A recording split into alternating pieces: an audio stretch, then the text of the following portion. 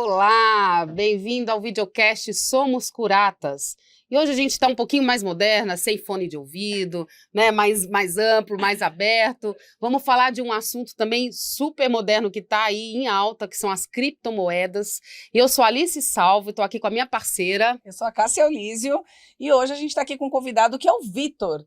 O Vitor, daqui a pouco eu vou te pedir para se apresentar, Vitor, mas vou fazer uma breve apresentação. É um rapaz super jovem, tem 19 anos, Alice. Eu falei que hoje é tudo moderno. Hoje é tudo muito moderno. Ele começou a estudar física no Instituto Federal em São Paulo, mas trancou a matrícula da faculdade para se dedicar ao mundo dos investimentos, mais especificamente as blockchains. Ele virou um especialista no assunto e hoje é head de pesquisa em uma empresa de venture capital chamada Tupix Capital, focada em projetos de criptografia. Tudo bem, Vitor?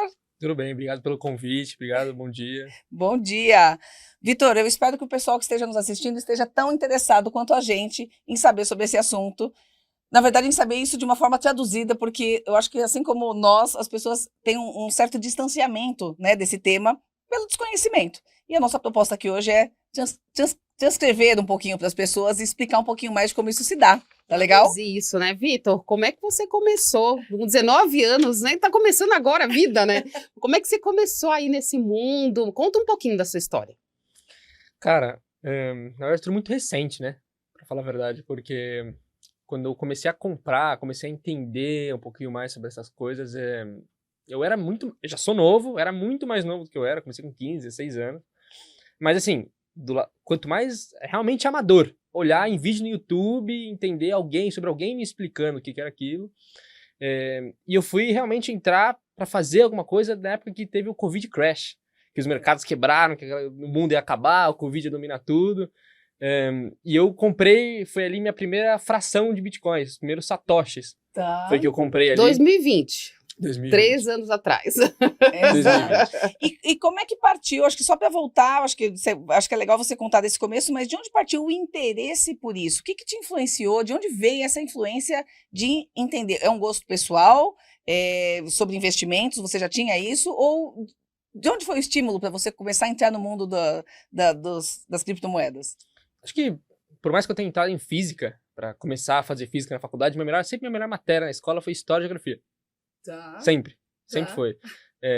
Então, assim, eu sempre gostei muito dessa parte, assim, mecânica, de como as coisas funcionam, a parte física, elétrica, computacional, de como o mundo funciona, mas também pelo lado dessa parte da história, tanto que eu já pensei por esse lado também, mas o que une essas coisas? O que une história e física? O que une matemática com geografia? Investimento. Uhum. Acho que é puramente investimentos. E mais para esse lado, pisando em tecnologia. Mas comecei meus primeiros passinhos, comecei lendo relatório da XP, já li relatório de algumas casas de análise que publicavam coisas gratuitas da Infomoney. Só que eu percebi que não era bem aquilo, sabe? Não era lendo uma ação, não era entendendo se a empresa dá lucro, se ela não dá. Eu gostava, mas não era bem aquilo.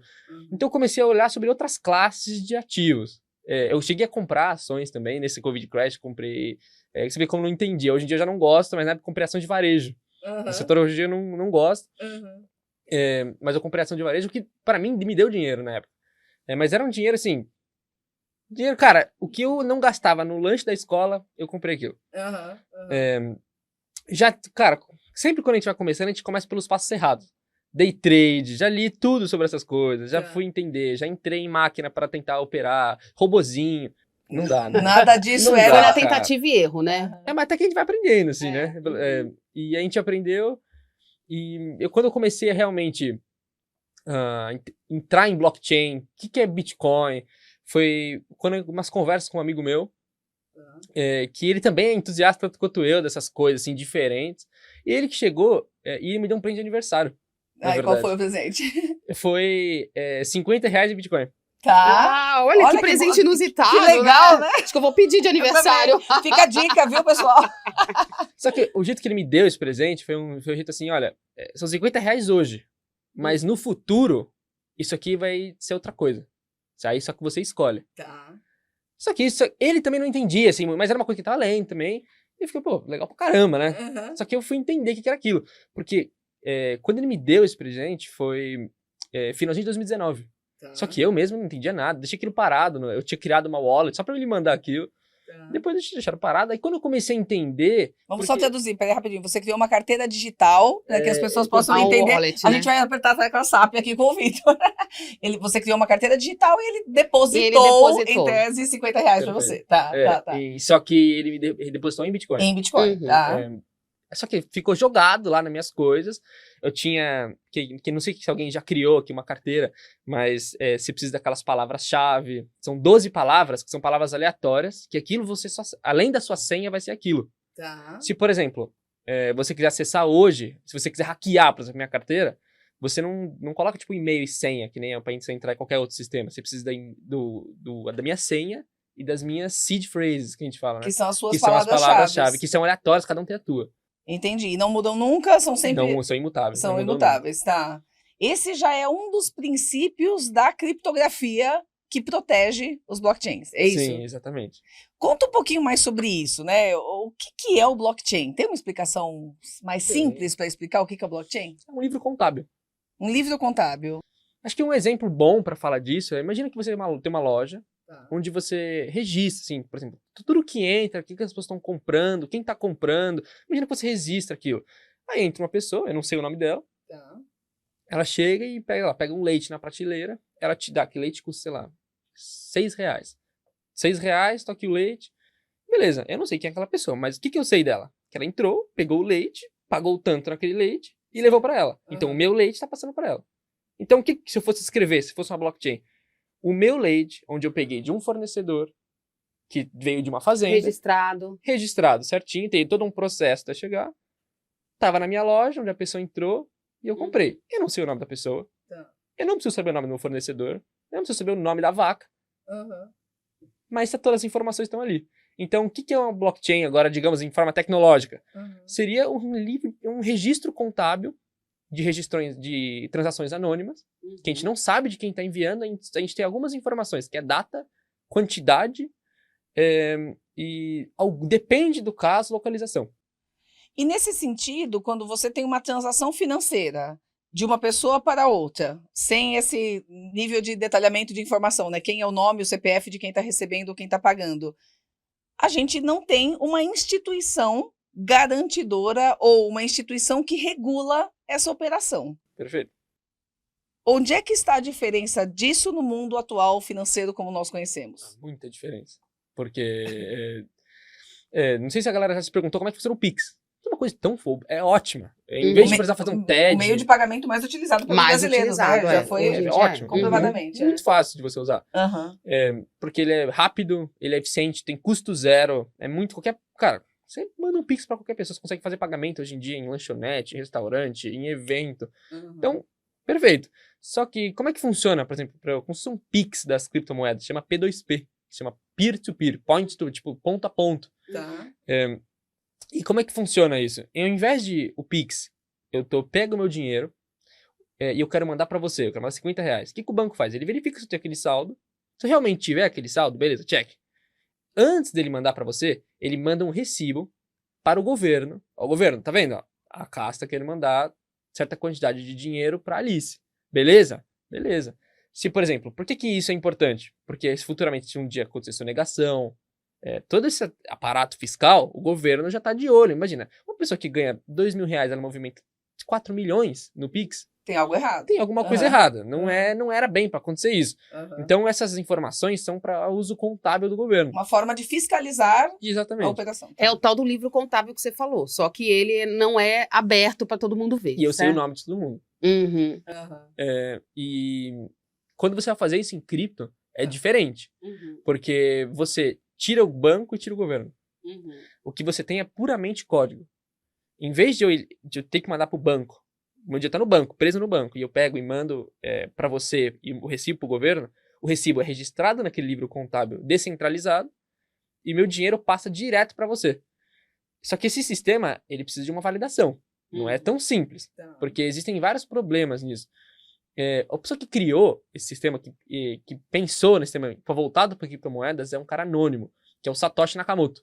A gente não sabe quem é, não sabe nem se é japonês, pra falar a verdade. E será que é uma pessoa, um grupo de pessoas? Um grupo de pessoas, Ninguém sabe, ninguém sabe quem é esse cara. E quando ele estava fundamentando essa ideia, quando você olha pela primeira vez, você já vê que, peraí, isso tem problemas. Se não tem ninguém para garantir, como é que eu sabe que aquela transação é verdadeira? É isso. Como é que eu sei que ele tem aquele dinheiro? Uhum. Isso é tudo fraude. Como é que eu verifico essas coisas? Sim. Então, na verdade, ele pegou um paradoxo matemático, uma analogia matemática, que chama o princípio dos generais bizantinos. Uhum. Que é justamente assim, imagina que você tem um castelo e você tem exércitos, só que eles são exércitos diferentes. Tem um general e seus respectivos exércitos. Tá. Eles precisam invadir aquele castelo. Só que o sucesso deles vai depender de comunicação. Se um invadir e 3 não invadirem, não adianta nada. Eles só vão morrer, todo mundo, e não vão conseguir entrar. Tá. Se 2 tentarem, também não vão conseguir. Precisa ter no mínimo 3. Tem que ser uma estratégia combinada. Só que existe um problema. Como é que você sabe que o exército do outro lado, o general vai ser honesto? Confiança. Porque se não tem um banco pra falar, ele realmente tem aquele saldo, eu preciso de Alguém para garantir pra isso. garantir que aquilo Uhum. tem. Isso se chama consenso. Uhum. Eu preciso ter um consenso disso. As pessoas têm que entrar em consenso que aquela afirmação é verdadeira. Uhum. E esses consenso, quem fala são os nossos, os validadores da rede. Uhum. Por isso que você vê aquelas fazendas gigantescas de mineração de Bitcoin, além de mineração, as pessoas estão validando. Então, E são pessoas físicas. pessoas validando. que têm máquinas que ninguém faz isso, validação à mão, Uhum. tem máquinas que fazem. Só que esse princípio de generais bizantinos, como é que é a solução que ele implementou? Se mais da metade da rede tem que concordar que aquela afirmação é verdade. Por exemplo, se eu tô mandando, essa casa está mandando dinheiro para você, primeiro, ela precisa aquele dinheiro teve que chegar naquela carteira, naquela wallet dela de algum jeito. De onde que chegou? Ah, não. Antes eu mandei para ela. Eu mandei 1 Bitcoin para ela. Será que ela tá querendo te mandar 2? Ela não tem 2, ela tem 1. Então aquela transação é falsa. Uhum. E aquelas pessoas que são os nós da rede têm que concordar que aquilo é falso ou verdadeiro. É um ponto de vista muito descentralizado, né? E aí eu queria conectar isso até com a nossa realidade, porque assim, é muito engraçado. O Vitor, acho que ele não é nem geração Z, é geração depois da Z. Tem? Não, ele é... É Z, geração Z, então tá bom. É um modo de Tem pensar. a alfa, assim, né? Depois dele vem a alfa, mas é nascido após. É um modo de pensar, como você falou, né? Tem uma origem histórica, a gente está falando, né, do Império Bizantino e tal, mas assim, é muito interessante porque ele já vem com uma mentalidade muito descentralizada. Eu acho que isso, e na geração Z, isso é visto até nas famílias, nas instituições, as pessoas que não quer, né, no emprego, não quer ter o chefe que manda, não quer ter então tem muita coisa assim, muita coisa desse pensamento moderno da geração mais Z. horizontal, né? Queria levar isso para a web, para o mundo corporativo, que é o que a gente está, né, aí avaliando, né? Quando a gente está falando de Web3, que diz que vai revolucionar a internet, que a internet nem começou ainda. Então, quando a gente vê uma revolução, nós que somos da geração, eu sou da geração X, a Cássia acho que não. Eu sou Z, eu sou a não, você é primeira Y. Z. Não, eu sou a geração Z. Não, sou Y. Y. Não, eu sou a geração Z, você acredita? Não, Z é ele, 19 anos. Você é Y. Tem a Baby Boomer. Tem a Baby Boomer. A X, a Y, depois a Millennium, Então eu depois sou a Z. Y. Tá bom. Então, assim... A Cássia que começa aí. Mas, assim, dessas gerações todas que a gente está falando, assim, como é que você traz esse pensamento descentralizado? Só que a gente está falando de pessoas, uma contingente de pessoas que estão vindo para o mercado de trabalho que tem esse pensamento descentralizado, né? Então, eu queria que você me falasse um pouco da Web3, desse pensamento. O que você imagina? O que é essa internet nova, esse mundo novo, essas instituições, esse mercado corporativo tão diferente do que a gente viu? Hoje em dia, por exemplo, organizações, por exemplo, de empresas, até atualmente, elas funcionam com hierarquias. Você tem um chefe, tem um diretor, que tem outro diretor, que tem um funcionário, e assim por diante. Foi assim por grande parte da história. E em cripto, hoje em dia, tem uma coisa que é uma das alternativas também para descentralizar até a maneira que sociedades e comunidades conversam, que se chama DAO, Decentralized Autonomous Organization. Que é, ao invés de você, minha chefe, você ter o poder sobre o que eu faço, o que eu não faço, a gente faz por consenso, e o consenso de quem mais ajuda a benefício da rede. Por exemplo, vamos supor assim, né? Fazer uma conta burra. Se a gente tem 1000 tokens, existe diferença de tokens e moedas, mas a gente tem 1000 tokens, e aqueles 1000 tokens tá uma parte comigo, uma parte com ela, uma parte com ela. Só que ela tem mais do que eu. Então, o que vai acontecer? Em uma possível votação de governança da empresa, olha, a gente tem um caixa aqui, se é melhor abrir uma filial, segurar, será que o momento tá bom? Uma decisão que normalmente é feita por conselho, uma direção, a galera que tá ali em cima. Só que agora imagina que é feito até pro cara que é funcionário. Mas pro cara que é funcionário, se ele tiver a menor porcentagem da empresa, ele vota com peso menor. Então, Entendi. todo mundo vai votar. Só que seus respectivos pesos pelos seus respectivos cargos. Conforme a sua contribuição para o trabalho, Conforme com a sua aquele contribuição. trabalho. Quanto mais você valida a coisa na rede, quanto mais você ajuda, quanto mais você engaja com a comunidade, mais poder de voto você tem. Então, uma pessoa que vive o dia inteiro, ela deve entender mais do que a pessoa que vai lá uma vez por mês. E você acredita que esse modelo pode funcionar dentro das empresas? Modelos menos hierárquicos e mais horizontais, sendo que as pessoas participam conforme a sua contribuição no trabalho? Eu acho que sim, não. Ah, Eu acho que depende do negócio. tá, Porque, por exemplo, imagina que, sei lá, uma indústria farmacêutica. tá. Olha, a partir de agora, vai ser uma comunidade que vai falar assim, ó, a gente deseja pegar nosso dinheiro e eu quero só que estuda agora sobre cura do câncer. Tá. Mas será que aquela é exatamente a melhor solução para aquilo? Às vezes a consenso comum não diz as melhores coisas e é o melhor caminho para aquela empresa seguir. Então, eu acho que depende. Por exemplo, às vezes será um clube esportivo.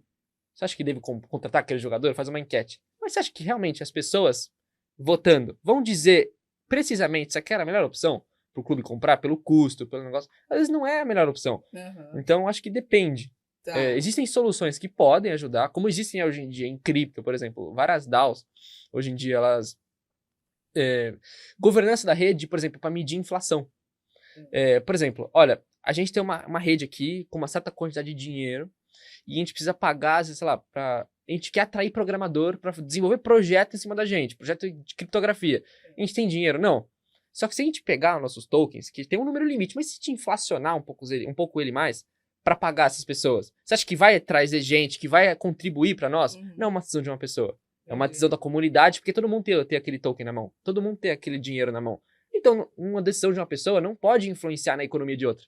Todo mundo tem que votar, todo mundo ao mesmo então, tempo. em cripto, neste mercado, as coisas estão sendo deliberadas por consenso. É isso que você está dando um exemplo do que Algumas pode sim, funcionar. outras Algumas não. sim, outras não. E dentro das organizações depende do mercado, depende da evolução da indústria, e até de interesses de negócio, né? Porque posso ter interesse em encontrar a cura do câncer, eu posso ter interesse em continuar produzindo medicamentos paliativos para o tratamento. Então, tem outras questões aí que vão acima disso. Exatamente.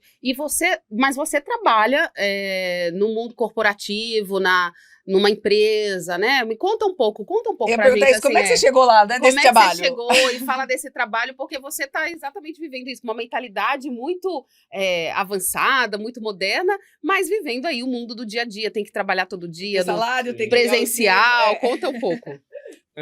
Na verdade, o jeito que eu cheguei lá foi um pouco curioso, né? Porque não foi uma coisa que realmente foi uma entrevista de emprego. Eu cheguei, mandei e-mail. Vaga aberta, por favor, né? Foi uma coisa, cara, foi bem engraçado, foi bem diferente, porque eu costumava escrever artigos para a internet Tá. sobre esse lado de economia digital, um pouco até com toque de macroeconomia e coisas do tipo. Tá. Só que assim, sem aquelas pretensões Sem gigantescas. compromisso, você é produtor escrevendo- de conteúdo. Porque eu já estava estudando também, escrevendo, né? Tá. E eu comecei a jogar em grupo de Telegram, grupo de WhatsApp, da galera que também consumia esse tipo de conteúdo, receber feedback, o que podia melhorar, o que não podia melhorar. E esse papo acabou chegando em alguém que teve acesso àquelas informações, leu o que a gente fez, conheceu o trabalho, e pronto, foi, sabe, juntou ali a Aí fome ele com a chamou. comida. Aham. Aí chamou, batemos um papo,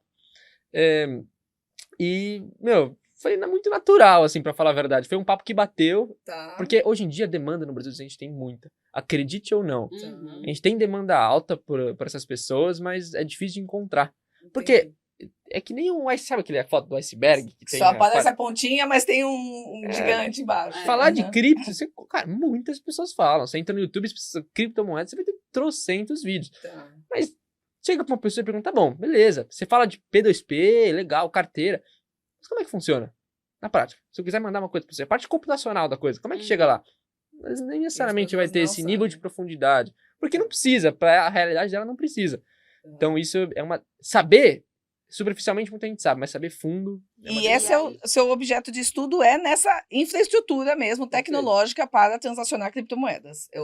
O que eu faço hoje, eu sou analista dessa empresa, só que na parte fundamentalista. Ou seja, Tá. não olho o gráfico, não olho o preço, eu não olho nada. Eu olho o fundamento. O fundamento da coisa. E aí você largou a faculdade, trancou a faculdade para Tranquei a estudar. faculdade. Então, quer dizer, você está estudando muito mais que se você estivesse na faculdade. Pode ter certeza disso. Hoje em dia eu já peguei fazer, por exemplo, cada página que eu lesse, eu fazia um tiquezinho no meu caderno. Teve um dia que eu li, cara, quase 150 páginas. Sério? Meu Deus. Só de artigo de um, artigo de outro, leu, não sei o quê. E é tudo em inglês, cara. Não existe a cultura em português. Isso é uma coisa interessante. Eu ia perguntar um pouquinho de onde você se informa, como você estuda sobre isso. A gente vai fazer um intervalo agora, Vitor. Estamos chegando no momento, já no meio do nosso episódio, tá super legal o papo. E quando a gente voltar, a gente conversa um pouquinho sobre fontes de informação, fontes de estudo. Onde é que você usa para se atualizar, tá bom? A gente volta já já.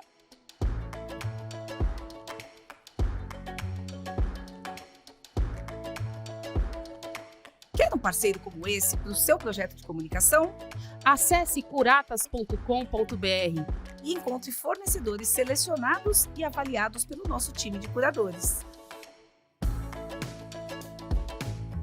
Olá! Estamos de volta com essa conversa super bacana sobre blockchains, criptoativos e moedas digitais que a gente está conversando aqui com o Vitor Rebeck. Eu e a Alice aqui estamos tendo uma aula sobre... Nossa, vou sair daqui, vou investir. Você podia me dar um presente Pois disso. é! Começa a minha carteira Uma digital. dica importante que já rolou no primeiro bloco foi a partir de um presente de R$50 Em criptomoeda. criptomoeda, o Vitor passou a se tornar um investidor e a debruçar e a fazer um mergulho profundo dentro deste assunto. Ó, E eu- gente, aliás, desculpa te interromper, mas assim, aproveita esse episódio que ele tá aprofundando coisas que, assim, tá muito raso na internet. Então, curte esse vídeo e compartilha para quem quer entender mais esse assunto, porque eu acho que é muito bacana o que o Vitor tá falando. Bom, o Vitor estava falando pra gente sobre como ele se aprofundou a estudar esse assunto. E que tem muitos conteúdos em inglês, né, disponíveis na internet. Queria que você falasse um pouquinho sobre a importância, né, de ter um segundo idioma, primeiro de ter um interesse, obviamente, no assunto e querer se aprofundar, mas do saber falar um outro idioma e de quais pessoas, quem seguir, quais canais são interessantes para buscar, onde você busca informação para isso, que eu acho que você pode dividir isso com a galera, que o pessoal vai gostar bastante para quem está interessado nesse assunto. Muito difícil dizer isso, porque vai muito da realidade de cada um. Tá. Porque a principal coisa, acho que antes até de a gente começar a falar de cripto é inglês. Porque conteúdo em português sobre isso é muito difícil. Porque normalmente quem escreve artigo acadêmico, artigo técnico, normalmente é o americano, o chinês ou o indiano. Tá. E nenhum deles vai escrever em português. Tá. Tem apenas uma fonte, assim, que tem muita coisa que eu não concordo, mas assim, é uma fonte legal pra começar, no Brasil, em português, que tem um canal no YouTube de que chama Mercúrios. Mercúrios, tá. Que eles produzem conteúdo, é super legal. Um conteúdo, assim, mais denso Mais do que o normal. aprofundado. Uhum. Menos, assim, aquela, que a gente fala, a sardinhagem, né? Tipo aquele negócio, não, compra aqui que vai subir 5.000%. Não, não é esse tipo de papo. Tá. É um papo de tecnologia, um papo de entendimento, de noção de business mesmo. Tá. Cara, se você fala inglês, aí já tem um bioma diferente para você entrar. E você está falando sobre fontes de informação, e isso passa um pouquinho sobre a questão da segurança, né? Existe um tabu em cima, ainda um receio das pessoas em investir em criptomoedas, em modelos descentralizados, né? Modelos financeiros descentralizados, que é a formação de pirâmides, que são os golpes, que são as questões que estão acontecendo. A gente vê a grande mídia, né, televisionando tudo isso. Fala um pouquinho pra gente, Vitor, primeiro, como identificar um golpe? Como que a gente minimamente consegue escapar disso? Não sei se vocês viram o que aconteceu com o jogador do Palmeiras. Eu vi Gustavo recentemente. Scarpa, E que toda indicou aquela até para um história. outro amigo, não foi? Até um outro jogador. O William Bigode indicou Isso, pra ele. indicou pra ele. Vitor é palmeirense, acho que acompanha bastante, foi um palmeirense que passou por isso. Cara, mas pirâmide, esquema Ponzi, é uma coisa que não é só em cripto. É uma coisa que tá em todo lugar. Só que, e normalmente a fórmula é a mesma. Então, quando você entende uma, você já mata todo o resto. Porque esquema Ponzi, assim, são empresas, nem empresa dá pra chamar, mas são organizações, instituições, que elas prometem coisas que elas não conseguem cumprir. E como é que elas fazem esse esquema? Por exemplo, ela fala assim, olha, se você colocar R$1.000 aqui comigo, eu vou te devolver 5% ao mês, garantido. Você fala, legal. Aí ela oferece isso para umas pessoas. Imagina, se as pessoas vão colocando aquele dinheiro lá dentro, ela não consegue fazer isso. Ninguém consegue. Não tem rentabilidade pré-definida. Só que o que ela faz? Ela pega o dinheiro dos outros e vai pagando você. Tá. Então ela depende de pessoas que vão entrando. Gente, tá bem pirâmide, né? Bem esquema pirâmide. Quem vai entrando por último vai perdendo. Né? Exatamente. Isso. E quem vai entrando primeiro vai subindo na base. Isso. Então, por isso que quem vai entrando por último vai sempre tendo mais chance de se ferrar. É quem tá financiando, quem tá Os iludido primeiros. ainda e tá lá em cima da pirâmide. Então, as pessoas vão tentando se pagar, as pessoas que estão embaixo com as pessoas que estão em cima com as pessoas novas que vão entrando. Só que a pirâmide, como é que a pirâmide cai? Quando a demanda por pagamento é maior do que as pessoas entrando. Tá. Então, normalmente o que acontece? Às vezes pega o dinheiro e foge. Às vezes a pessoa vai lá no saldo, lá não tem mais nada. Coisa do tipo. Mas nesse caso, especificamente, Tá. de que você falando de criptomoedas, o que aconteceu com, tipo, o Gustavo Scarpa ali com o jogador foi que o cara prometeu pra ele, eu não lembro qual que é a porcentagem exata, de um rendimento mensal. Mas o Scarpa, se você olhar as entrevistas dele, você percebe que ele não é um cara assim, é um cara até surpreendente. Porque é um cara culto, é um cara que lê, é um cara que não é uma pessoa, supostamente pra cair aquilo. Mas como é que o cara consegue ludibriar Isso. a pessoa? Porque às vezes você se acha inteligente, você já nunca cairia nisso. Mas depende de como a pessoa Os formula gatilhos a frase. mentais. PNL, não é? Programação neurolinguística, é. exato. Não... Tem certos gatilhos que você consegue enganar uma pessoa. Uhum. Que é, por exemplo, como é que ele fez o Scarpa cair nisso? Ele falou o seguinte, eu vou te prometer esse rendimento, mas é o seguinte, eu tenho lastro para isso. Tá. Eu tenho lastro em pedras preciosas e terrenos. Se você fecha o olho, você sabe que é um absurdo o cara falar isso. As operações ele tem lastro em pedras preciosas. Não existe pedra nenhuma. Não existe terreno nenhum. Só que pra que o cara fala isso? A pessoa fala, olha, pode até ser pirâmide, não sei bem. Mas se der errado, o cara tem as pedras, o cara tem os terrenos e o cara me paga. Ponto. Só que aí você fica aquele pé atrás. Você fala, não, mas tudo bem, vamos experimentar. Coloca R$500. O cara paga. E aí o dinheiro começa a crescer. Não é aquela Aí pirâmide. começa- O cara paga. Aham. Então realmente você coloca mais. Você coloca mais 1.000. Pô, legal isso aqui. Tô ganhando. Ele chegou a ver, né? Acho que não sei. Ô, não sei tio. quanto tempo, é. Cara, entra aqui, o primo. Entra aqui Aham. nisso aqui. Legal, a galera vai entrando. Chega uma hora que o dinheiro tá aparecendo no saldo que tá aumentando. Aí você fala, pô, legal pra caramba, chega um dia, zero. Como assim zero? Porque a pirâmide, a conta não Quebrou. fecha. Só que isso coloca em descrédito toda a descentralização que a gente estava falando no primeiro bloco. O consenso entre as pessoas, né? Sem você precisar de uma instituição garantidora.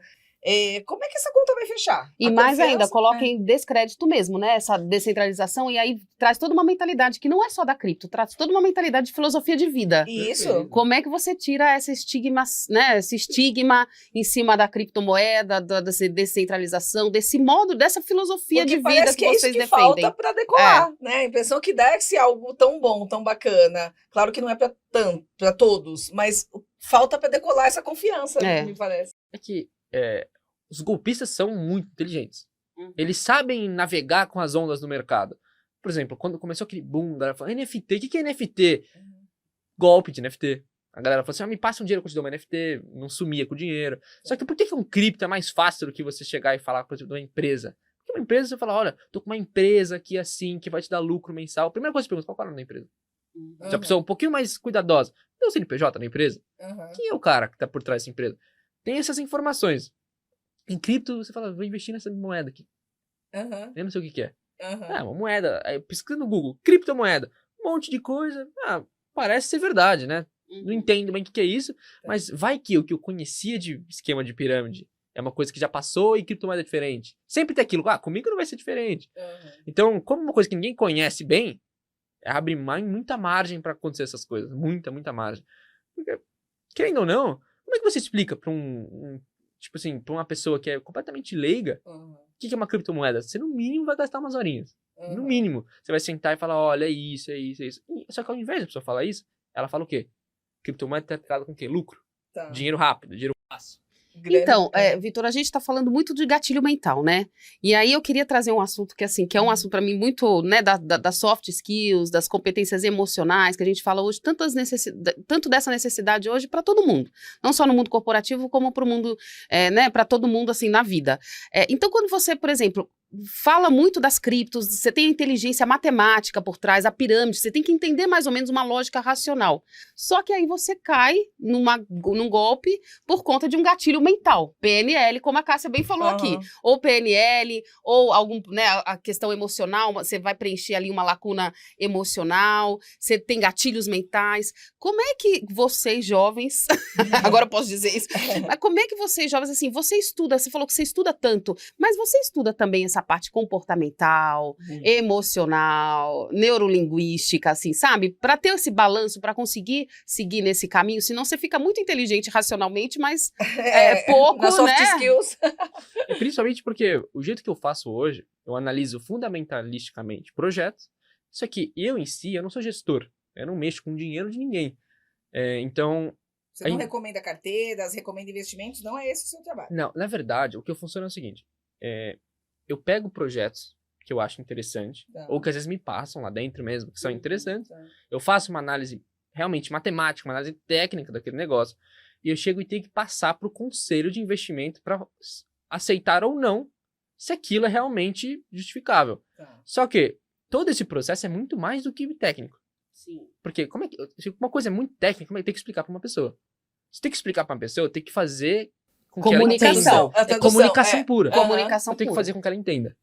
Como é que você faz uma coisa que é extremamente técnica para a pessoa entender? Esse é o grande desafio. Porque, e normalmente, ele se dá com o jeito mais simples, exemplos.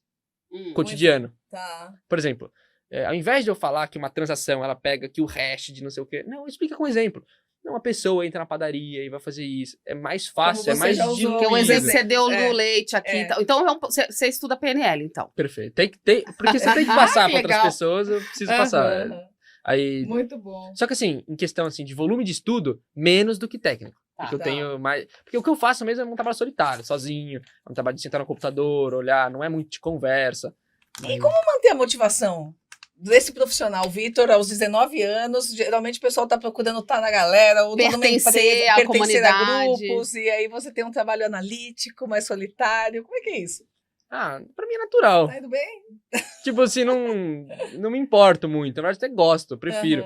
Porque sempre na escola eu nunca gostei de fazer trabalho em grupo. Você é daquele mais isolado. Porque trabalho em grupo, antes de eu pensar numa ideia boa, eu preciso convencer que uma ideia é boa. E pra eu convencer que uma ideia é boa, as pessoas vão ter opiniões diferentes que 100% das vezes ninguém vai concordar em tudo. E até eu me explicar e todo mundo chegar a um consenso pra não ficar do jeito que eu quero, eu prefiro fazer eu. É contraditório em relação aos engraçado, consensos. Você falou consenso no primeiro bloco, tá terminando aqui mais ou menos com consenso. Então, assim... É por isso que eu não criei nada, né? É difícil chegar num consenso, mas você trabalha com esses consensos, né? A cripto é um consenso, né? Então, esse que é o negócio. Mas muitas vezes, o que é extremamente positivo, a minha opinião sobre o que eu escrevo não é a opinião que, quando eu vou apresentar, eles vão ter. Então, essa que acontece os debates ali dentro. Porque, por exemplo, pra mim, às vezes é uma coisa muito ruim. Você organiza as ideias e coloca uma ideia na mesa. Outras ideias são complementares e dali sai uma resposta. Esse é o que a gente vai dizer que é o consenso de um projeto que está lá na empresa onde você trabalha. Às vezes eu pego um projeto que pra isso vai tudo legal, escrevi analiticamente o que é aquilo, tecnicamente. E só que eu chego lá e falo, às vezes a pessoa tem um olhar que eu não tenho. Mais maduras, pessoas mais velhas. Às vezes tem coisas, por exemplo, que a gente não tem esse feeling. A experiência, isso né? não conta muito. É por isso que é super importante ter esse mix de jovialidade. Então, as gerações, você deve ser o mais novo da equipe. Mais novo. E o mais velho tem quantos anos, mais ou menos, pra gente uns também? 50 e poucos anos. Na verdade, a média de idade é entre 40 e 50. A média de idade. E é um relacionamento bacana, esse intergeracional? Porque se eles já estão trabalhando com isso, são pessoas que têm a mente aberta. Já não são aquela galera que chega, baixa a cabeça, sou eu que sei, sou eu que faço, é isso mesmo, o mundo é assim. O mundo não é assim.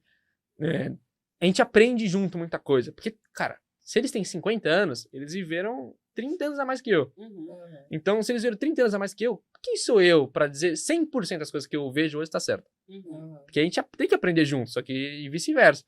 Essa comunicação, por mais que às vezes filho acha que o pai é difícil, porque não entende, acha que o tio é difícil porque não entende. Mas a comunicação tem que ser assim. O fato de não entender essa que é a magia. Porque se você não se entender, Você tem que se Que comunicar bacana. certo. Isso é o lifelong learning que a gente está sendo bacana. exigido Não, hoje e em dia. essa necessidade, assim, dos mais velhos entenderem os jovens e Isso. vice-versa, né? Exato, porque Muito também alguém bacana. que tem 50 pode aprender com alguém que tem somente 19, mas nasceu numa outra geração, né? Nasceu e convive, se formou dentro de um outro, desse conceito mais descentralizado e tudo mais. Muito legal. Você acha que as empresas, agora, não sei se você se sente capaz de dar essa opinião, ou se quiser nichar, não precisa dizer sobre todas, mas você acha que as empresas elas vão adotar essas tecnologias como metaverso, NFT, enfim, para crescer, para se diversificar, ou para até promover ações, promoções, para engajar comunidades, engajar seus públicos? Você acha que isso vai entrar nas empresas? Qual que é o seu Vender feeling? leite em cripto?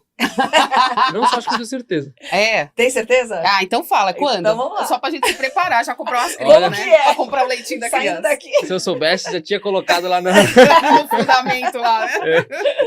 Mas ninguém sabe a data que isso vai acontecer. Mas o jeito, olha, vamos lá. Falando opinião minha. Tem muita gente que pode discordar de mim nisso. Tá, Pra mim, hoje, NFT e metaverso é bolha. é mesmo. É bolha. É bolha. Bolha. Tá, Porque o fundamento para o hype não existe. tá, Hoje em dia, quem usa o metaverso? Você usa. A gente não tá fazendo uma reunião no metaverso. Poderia estar fazendo, tá. mas não estamos. Tá Por que pra não? poucos ainda. Porque é ruim.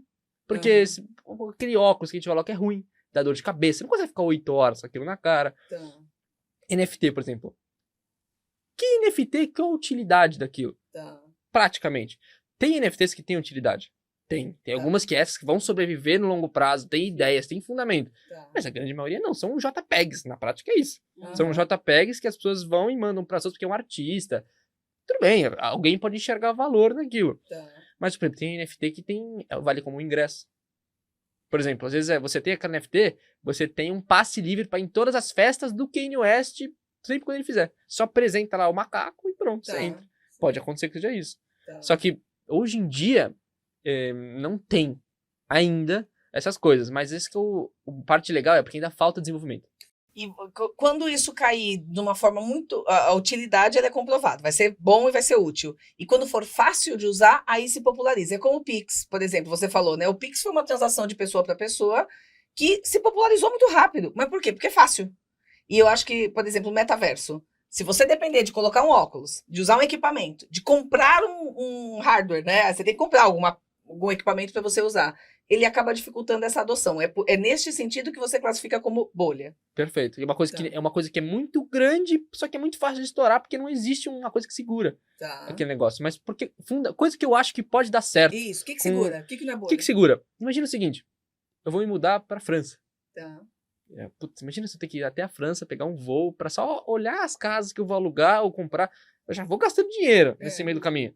É uma coisa que já não é legal. Só que agora imagina o seguinte, que eu entro, sei lá, às vezes, eu não sei como é que vai ser no futuro, né? Mas vamos supor com o óculos. Você entra com o óculos e você consegue ter acesso à planta da tua casa. Tá. Você consegue, tipo assim, olhar pela janela, entender qual que é a vista que você vai ter. E você pode fazer isso de qualquer lugar do mundo.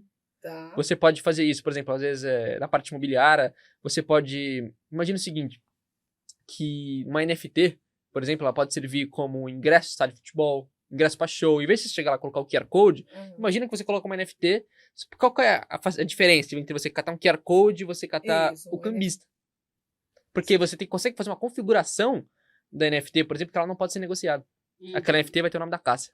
Aquela NFT vai ter o nome da Alice. E aí não passa por esse show que acabou de acontecer, recente, Acabamos em de São ver isso Paulo, no show do acaba. Coldplay, Que aí tem um monte de Exatamente. problema, vai pra justiça, enfim. Porque o ingresso do show, ele não tem um atrapalha, nome. Ele é um ingresso, ele é um papel e eu posso te transacionar na sua mão. A NFT seria o ingresso do show do Pode Victor, ser. pessoal. É. Somente Imagina, dele. eu posso colocar uma regra que não pode ser uma pessoa negociado. apenas pode comprar, um CPF pode comprar um ingresso E acabou. e acabou. Quando você vai comprar um ingresso para um show, para um estádio, que o cara coloca robô e compra trocentos ingressos e depois você fica lá, puta, eu queria tanto ir no show, mas não tem mais ingresso. E aí cheio de Aí cambista na aí porta, você chega lá pra ver pela televisão, você pergunta um monte de cadeira vazia. Uhum. Pô, É. como assim? Não fala que não tava vendendo, aí você vai lá na porta, tem um monte de gente, ingresso. Então Muito significa que legal. para algumas aplicações, como você citou, o ramo imobiliário, com essa visita que pode ser Aplicações feita, reais, né? como show, agências, né, empresas de eventos, isso tudo pode ser muito útil se aplicadas essas tecnologias e fáceis de fácil acesso. Elas vão garantir muita segurança.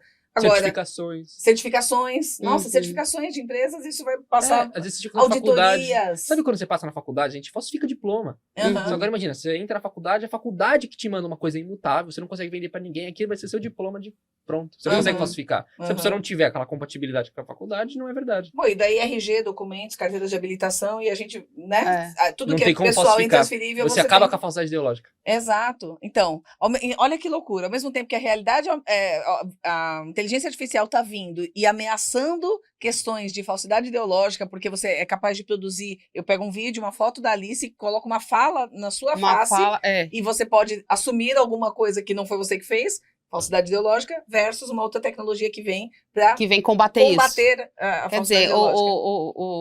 o céu é o limite nesse futuro, Vitor né? do Você céu. falou. Por exemplo, um vídeo Muita desse coisa. pode acontecer coisas seríssimas. Você coloca, por exemplo, o presidente dos Estados Unidos falando que ele vai colocar uma bomba nuclear e vai explodir a Rússia Isso, agora. tem um vídeo, Isso pode gerar um problema Já gigantesco. tá surgindo. estourar mercado financeiro, né? Você vai ter impacto disso em várias frentes. Já né? tá Não é só- surgindo fake news Só que agora aí com imagina inteligência se, artificial, por né? exemplo, o presidente dos Estados Unidos, agora vamos lá, vamos viajar. Aham. O presidente dos Estados Unidos, ele tem uma página, um Twitter, um Instagram, qualquer coisa que seja, que aquilo tá vinculado a alguma coisa Web3, que, por exemplo, aquele perfil dele, vamos supor que é uma grande NFT. Tá. E tudo que ele postar precisa daquele endereço. Tudo que provém em vídeo dele, que não tem aquele endereço, é falso. Acaba com a falsificação. Maravilhoso. Vitor, nós vamos te contratar para você fazer todos os fundamentos da Curatas. Com certeza, porque a gente trabalha muito, os nossos dados são Maravilhoso. criptografados na plataforma, a gente já está tomando medidas de segurança para garantir a idoneidade, como a gente trabalha com a plataforma que recomenda fornecedores para compradores, e a gente quer acabar com qualquer tipo de lobby, de privilégio, de beneficiamento que pode acontecer, porque a gente sabe que acontece, na indústria da comunicação também Sim. acontece. Em qualquer indústria. Exato. Então, são mecanismos de segurança que essa internet descentralizada pode trazer para ferramentas como essa, para marketplaces de uma maneira geral. Muito bom Muito saber. legal. Eu acho que Agora, a gente tem um quadro.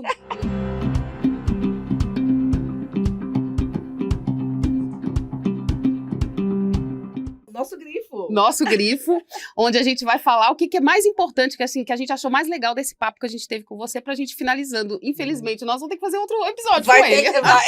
Tem muita coisa pra conversar. Muita coisa. Mas, Cássia, o que você acha que é? Olha, o que eu vou destacar é... Havia uma preocupação, antes dessa conversa começar, primeiro da gente não conseguir traduzir numa linguagem simples o mundo das blockchains e da web descentralizada. E eu acho que a gente conseguiu fazer isso com muita clareza, e aí devido à clareza na comunicação. E o meu destaque ele vai para isso. O fato de você trabalhar com essa tecnologia, a infra da tecnologia, e fazer as suas recomendações usando, né, estudando gatilhos mentais, PNL e todos os instrumentos, né, a neurociência, tudo que ajuda a fazer uma boa comunicação, eu acho que é fundamental para esse mercado evoluir. Então, eu acho que essa conexão entre a tecnologia que está disponível aí para a gente e a capacidade de comunicar, eu acho que é o pulo do gato.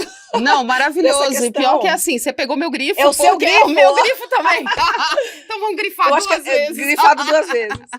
Maravilhoso, Vitor. Muito obrigada Obrigado, pela sua disponibilidade de tempo, pelo seu conhecimento. Nós vamos trazer ele de novo. Quem quiser falar com você, te procura onde você é aberto a isso, as pessoas a gente pode deixar seu arroba. Como é que você vê esse mundo aí, o acesso? Quer se abrir? Eu sou uma pessoa que eu não gosto muito, assim, de abrir rede social, tá? Mas é um lugar que pode me procurar no LinkedIn. LinkedIn? No Você já LinkedIn, ativa no LinkedIn? qualquer tipo de pergunta, pode ir no LinkedIn. Que legal. Porque parte de rede social, tá? Prefiro deixar mais privado, mais coisa minha. Legal. Eu não legal. trabalho nada de trabalho, eu deixo lá dentro, só coisa minha mesmo. Tá mas bom. LinkedIn é só pra isso. LinkedIn você usa para trabalho, então qualquer dúvida, quem tiver E interesse manda nesse pra assunto, gente no site, né? falecom@curatas.com.br. É o nosso canal, inclusive para sugerir, né, pautas, sugerir entrevistados, sugerir pessoas que vocês queiram ouvir falando sobre assuntos que estão ligados à nova economia e que vão nos ajudar a enfrentar os próximos anos, né, os próximos meses. A gente já está falando em meses aqui quando fala em avanço e conseguir vivenciar tudo isso da forma mais plena possível, de forma e nos sentindo capazes, né? Eu acho que o lance de tudo isso é ninguém ficar para trás, é a gente não se sentir analfabeto em relação a alguns assuntos que estão rolando. Então, nosso grande objetivo é esse, esclarecer para as pessoas. Espero que vocês tenham gostado desse episódio. Foi muito bom conversar. Obrigada, viu, Vitor, pela sua presença e até o próximo programa.